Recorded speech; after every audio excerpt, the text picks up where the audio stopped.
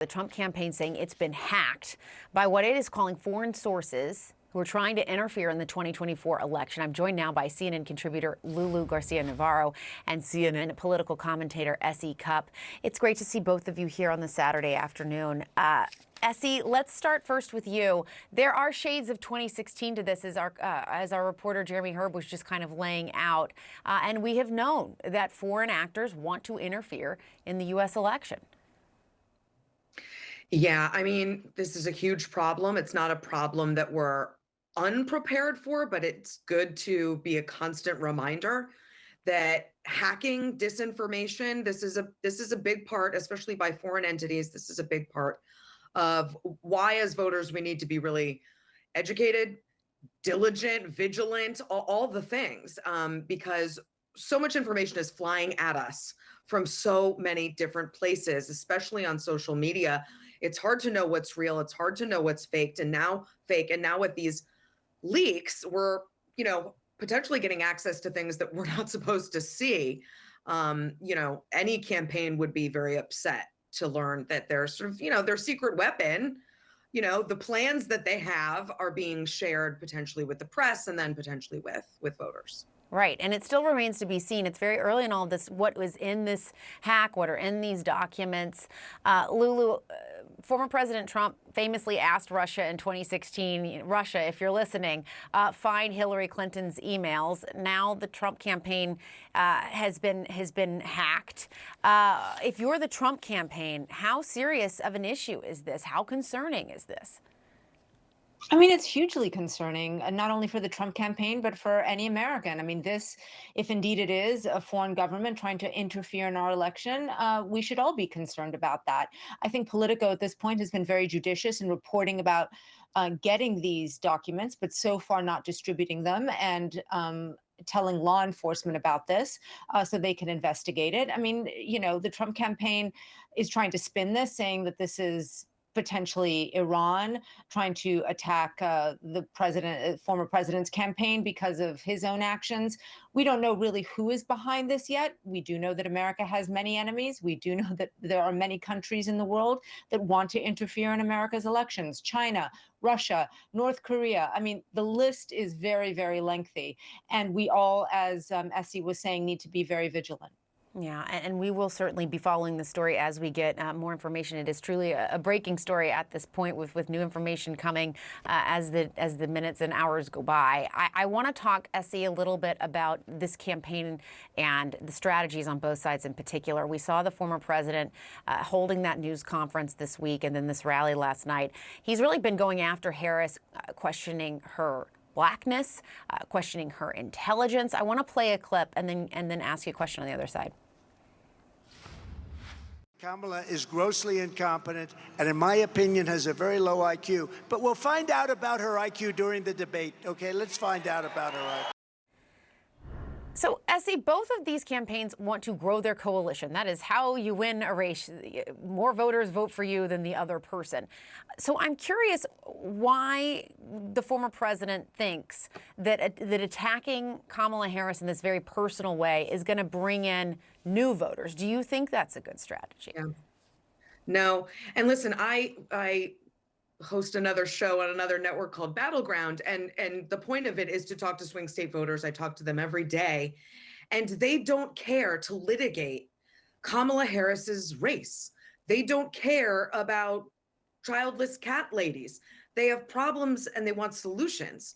And if you're Trump and JD Vance going into these swing states, the states that will determine this election, talking about Kamala Harris's IQ or, punishing people who don't have children. These are not solving problems that they have.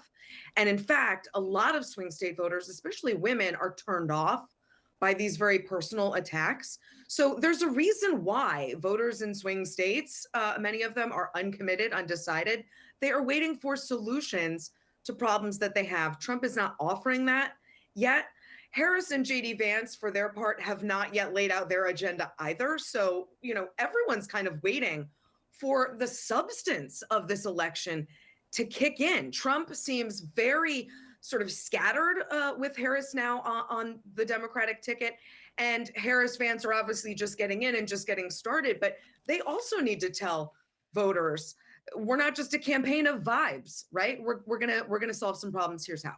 And Lulu Harris in Arizona, in Nevada, yesterday and then today, they are obviously hoping to put these states that maybe were going to be out of reach for Democrats back into play there in the Sun Belt, where the voting blocks can be more diverse. Of course, Latino voters in both of those states play a very key role.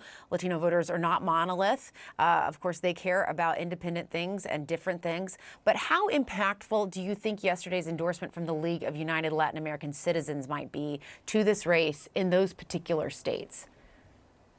I think it was important. I think the Culinary Union, which actually always leans Democratic, is important. But what happens there is that they end up going door to door. They have very robust get out the vote campaigns. Latinos respond to that. They like to see people face to face. It is a difficult demographic to reach often, but a very important one, vital to this election, especially in those states. And so it is increasingly important. And you're seeing Vice President Harris hone her immigration message. We saw it yesterday in Arizona, where she talked about being tough on the border, but she also talked about a pathway to citizenship. And this is the line that she is going to try and navigate while appealing to people who want to see the southern border locked down, who are concerned about illegal immigration, but also to the base and to Latino voters who want to hear about what you will do to help the people in this country actually become legalized.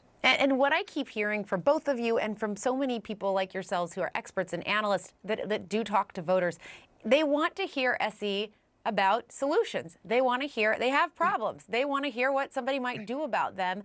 I know you're telling us you talk to them a lot. I'm just curious, what are they saying to you? What are some of the issues? I mean, we see the polling, it's the economy, and is usually at the top, but what are you hearing from people who are going to make a difference in the fall when they vote? Yeah, I mean, every state's different. And in fact, inside every state, right? Like Flint, Michigan voters care about different things than Bloomfield Hills voters in Michigan care about. So it's important to be on the ground and ask those questions. But there are overarching themes. Voters care about the economy. They care about the cost of goods.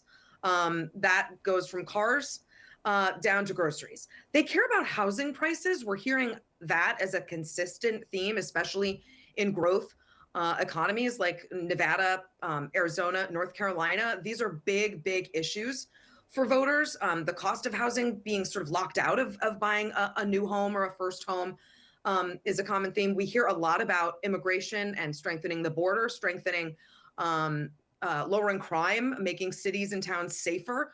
We also hear a lot about abortion. We do. We hear a lot about women's rights, especially since there are now many states in which that is actually on the ballot. Yeah, it is going to be so interesting to see how this unfolds in just this condensed time frame. Lulu Garcia Navarro and SE Cupp, my thanks to both of you.